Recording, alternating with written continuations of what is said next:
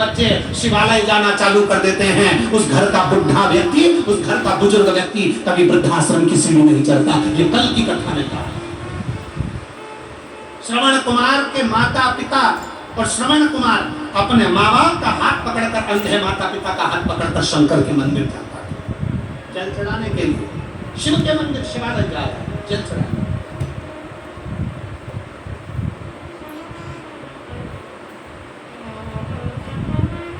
और धीरे धीरे श्रवण कुमार बड़े हो गए, शादी हो गई, घर में बहू आ गई। बहू तो आ गई पर बहू अंधे माँ बाप की सेवा नहीं करना चाहती थी। उसने मना कर दिया, मैं इस परिश्रम में नहीं पढ़ूंगी, मैं तुम्हारे माँ बाप की सेवा नहीं करूंगी। श्रवण कुमार ने कहा, ये मेरे माता पिता की आंख क्यों गई है तुम्हें मालूम है? किसके लिए गई है?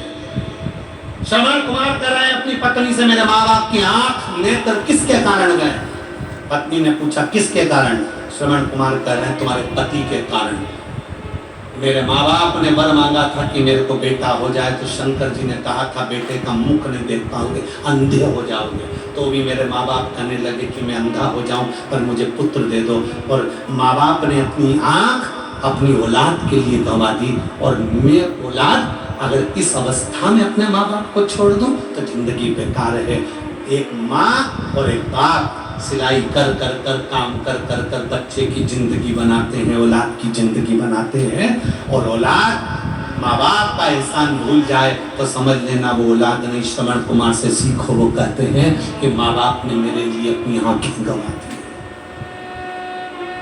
माँ बाप ने मेरे लिए अपनी आंखें गंवा दी, माता पिता ने अपने नेत्र गंवा दिए, मैं अपने माँ बाप को नहीं छोड़ सकता। तो धर्म पत्नी बोलती है कि मुझे छोड़ना पड़ेगा। इतने में मैं पत्नी से कहते हैं श्रवण कुमार मैं तुझे भी नहीं छोड़ सकता, क्योंकि तू अपने माँ बाप को छोड़कर आई है, तूने मेरे लिए अपना घर छोड़ा है, मैं तुझे कैसे छोड़ सकता हूँ? तो पत्नी बोलती है फिर तुम निर्णय लो। श्रवण कुमार ने हाथ जोड़कर निर्णय लिया, शंकर के सामने अपनी पत्नी से कहा मेरे माँ बाप जिंदा हैं, तब तक मैं इनकी सेवा कर लेता हूँ।